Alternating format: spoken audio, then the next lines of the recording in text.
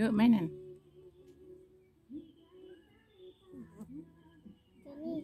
คือบานหมดต้น หืมคือบานหมดต้นหนึ่ง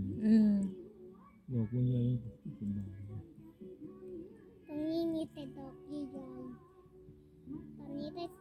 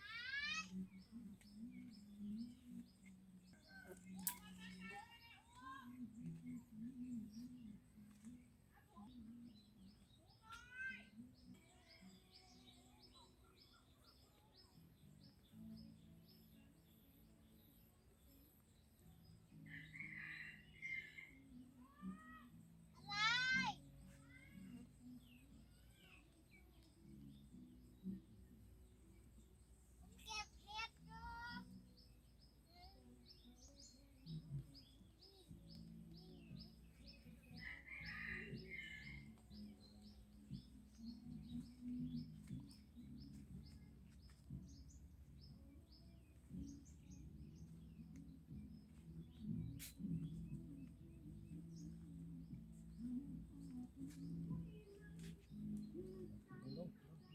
เก็บตัวไม่เป็นหรอไม่จอดกันหรอปะ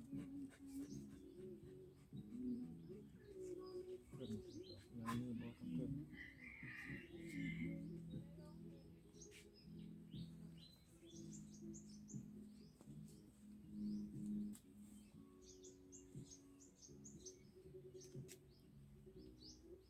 มันก็ห่างหมด